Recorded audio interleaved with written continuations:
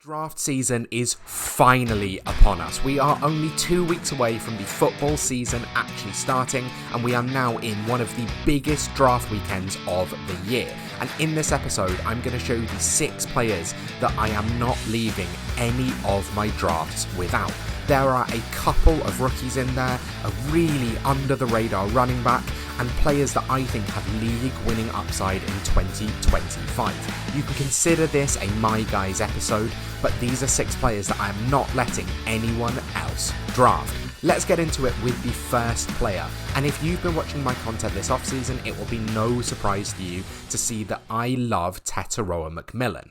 Tet McMillan has a huge chance to finish inside the top 10 wide receivers this season, but is still going incredibly under the radar. According to the most recent Fantasy Pros consensus ADP, McMillan is going as the wide receiver 27, which is genuinely absurd to me. McMillan is very clearly going to be the number 1 receiver in this offense, and there has been a lot of talk about the Panthers offense this last offseason, especially because of the resurgence of Bryce Young last year.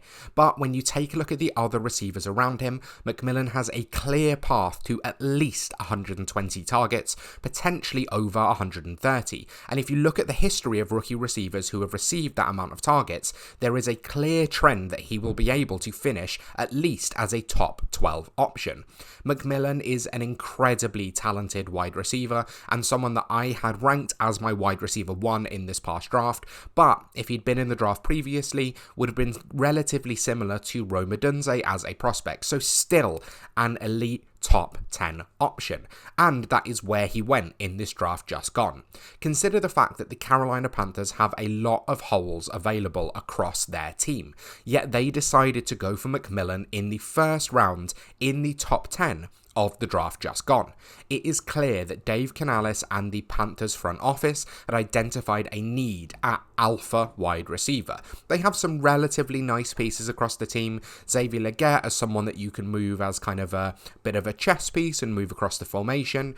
Jalen Coker, who I think will work really well in the power slot, and Adam Thielen, who had been playing out of the slot last season. Tet McMillan came in as the classic X-alpha boundary receiver. Now, there are currently trade rumours happening about Adam Thielen, and Thielen might be washed potentially, but definitely not the receiver that he used to be, but he still saw a huge amount of targets last season. With Thielen potentially being moved off the team, it just opens up that depth chart even more for McMillan to be able to see unbelievable volume. So that, paired with what I think is an elite ceiling as a talent, and paired with a quarterback that we think is on the rise, is a clear option to me.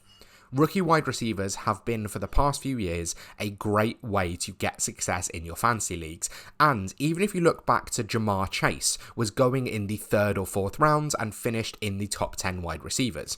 Being able to get Tetairoa McMillan all the way down in the 5th or 6th round as the wide receiver 27 is one of the clearest values to me, and is someone that I am not letting slip past me in a single of my drafts.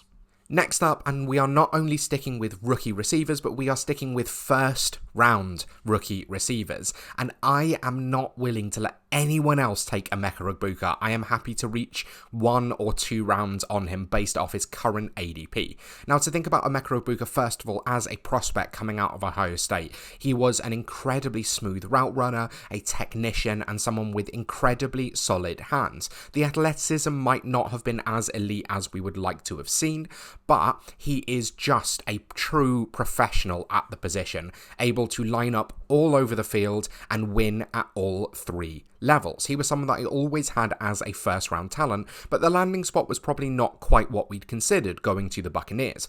People were a little disappointed in this, talking about how in Dynasty he's going to be a 2nd year option, it's going to take a bit of time for him to break out. But given Chris Godwin's health issues and the fact that he is now not going to, or he's now confirmed to not be fit to start the season, even though he's not going to be starting on IR, he's going to miss at least the first 3 or 4 weeks. Egbuka is in a fantastic position to be able to break out straight away. The situation is absolutely perfect for him. When you look at Baker Mayfield last season, this team had the third highest number of passing attempts, the third highest number of yards, and the joint second highest passing touchdowns. But if you look a little bit deeper, it is way more exciting than that. This team had the highest yards after the catch in the NFL last season, and that is where Emeka Egbuka is going to absolutely thrive. Working as a slot or underneath option, he is someone that can break a play open and use his own agility to be able to get more yards. The Liam Cohen system was always about getting the ball in your playmaker's hands as quickly as possible and using a relatively short average depth of target to enable your playmakers to be able to make plays. That's what they're there for. Now, I know that Liam Cohen has left the Buccaneers, but it seems like they're going to be running a similar system next season with their new offensive coordinator. One of the most exciting things about Egbuka is that even though his ADP has started to rise with the confirmation of Chris Godwin's health and with Jalen McMillan now starting the season on IR, when you look at Fantasy Pros combined ADP right now, he is still going as the wide receiver 44. Now, if he plays the whole season, I will eat this hat if Emeka Egbuka finishes as low as the wide receiver 44. I would even consider eating it on a bet that said he finished as low as the wide receiver 24. I think Egbuka is one of the most pro-ready receivers that we have seen come out of college, and all of the talk throughout training camp has suggested the exact same thing. So, an incredibly low draft cost, a fantastic offense, a real lack of opportunities on the depth chart due to the other players missing time around him, and a really low ADP. Egbuka is exactly the kind of player that you need to be targeting, and don't be surprised in 6 months' time if this guy is a league winner. The next my guy is going in the complete opposite direction to Egbuka and Tetairoa McMillan, and that is running back Tony Pollard.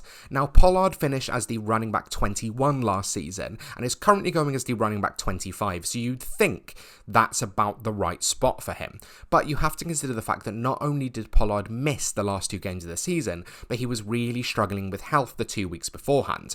Pollard had had an incredible fantasy season, but disappointed down the stretch and really let your fantasy teams down because he was struggling with health because of the huge workload that he had seen, playing less than 50% of snaps in weeks 14 and 15.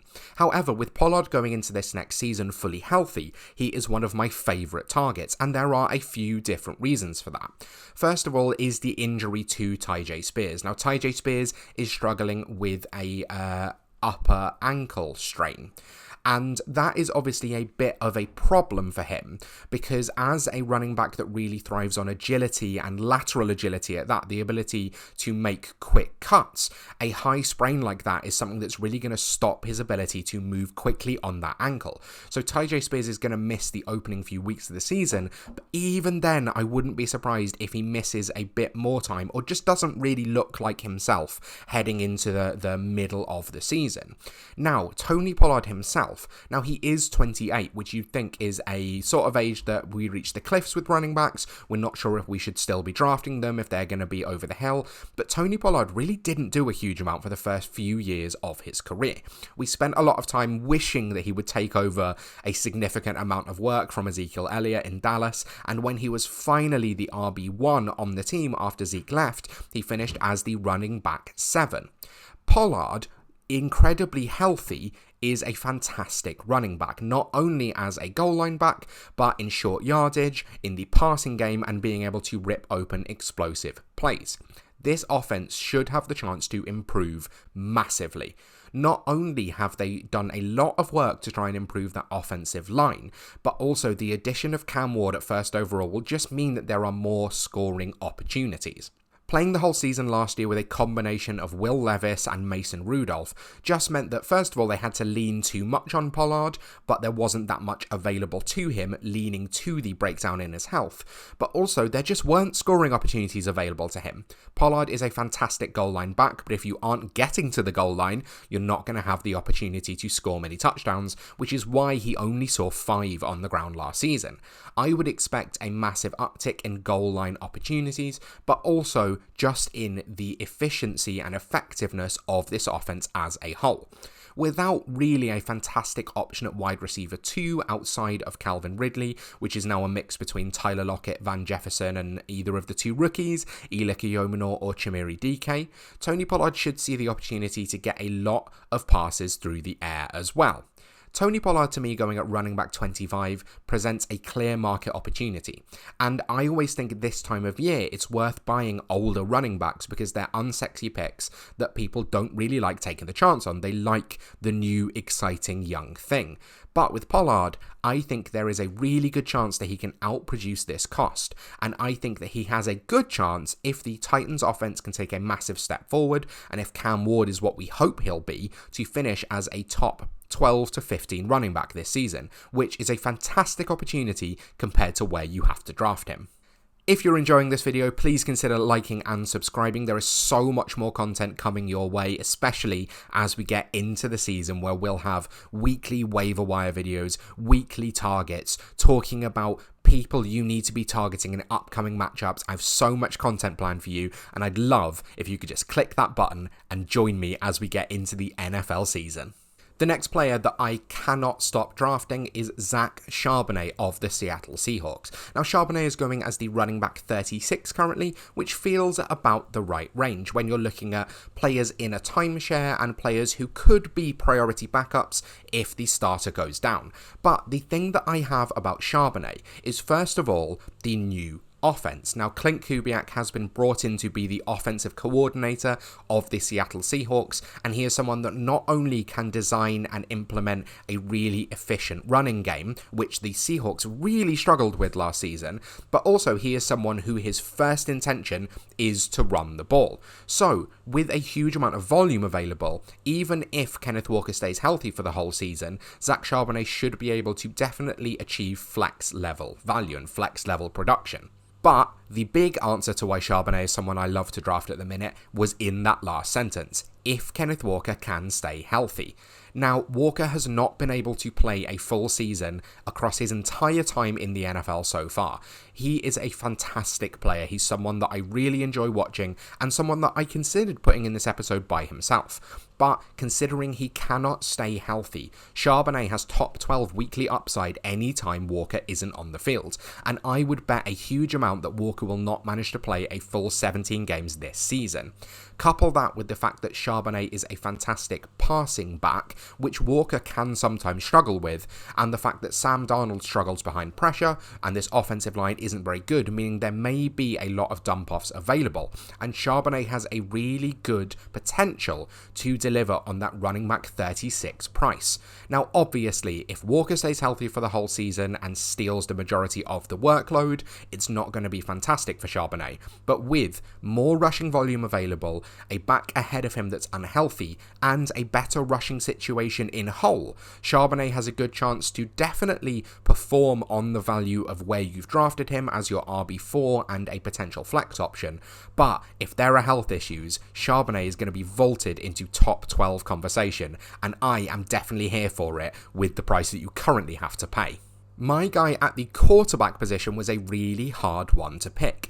I, all offseason, have been talking about Drake May, but Drake May's ADP has just steadily grown and grown to a point where he's not really available that under the radar anymore. However, another player that I've been talking about all off-season who I think has a great chance to be able to perform this season is available relatively late, and that is Trevor Lawrence, currently going as the quarterback 20.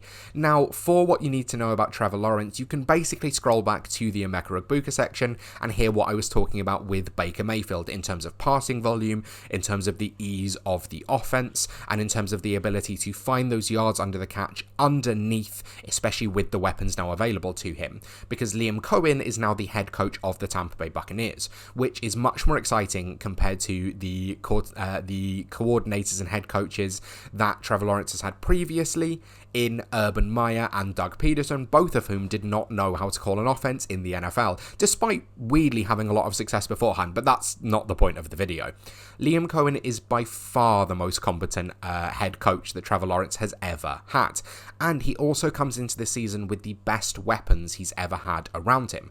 Brian Thomas Jr. has obviously fully broken out, Travis Hunter has the potential to be an elite wide receiver, De'Ami Brown is a more than effective deep threat, and then in the backfield you have Bashal Tutin, Travis Etienne, and Tank Bigsby. There are a lot of weapons around Trevor Lawrence to mean that he should be able to outperform QB 20 costs.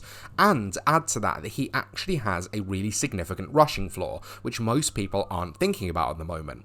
Last year, Baker Mayfield not only had the highest rushing yardage of his career, but he had more than double the second highest year.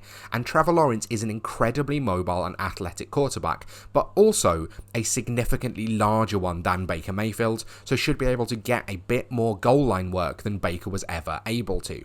If Trevor Lawrence can up his rushing production and get some really valuable rushing touchdowns as well, combined with the fact that he has the best weapons of his career, the best offensive situation of his career, I don't see a way that he finishes all the way down at quarterback 20. But that is where he's available for now, so make sure that you snag him late on in your draft and ride the former number 1 overall quarterback all the way to that league title.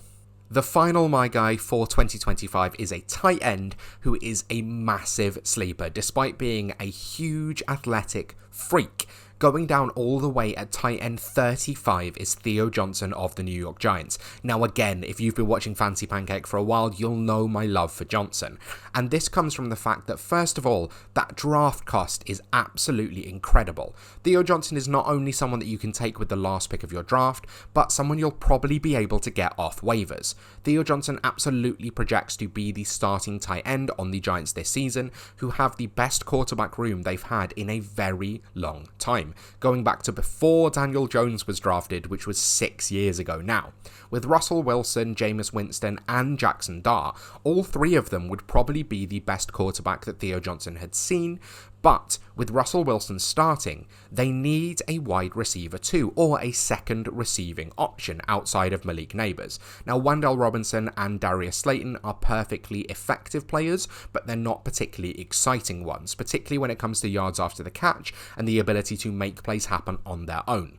I truly believe that Theo Johnson has the profile to be one of the next great tight ends in the NFL, particularly considering where he came out of Penn State, who are a fantastic producing school for the tight end position. Theo Johnson was an athletic freak in college and didn't do a huge amount in his rookie season, but towards the end started to get a few more targets and started to do more with it.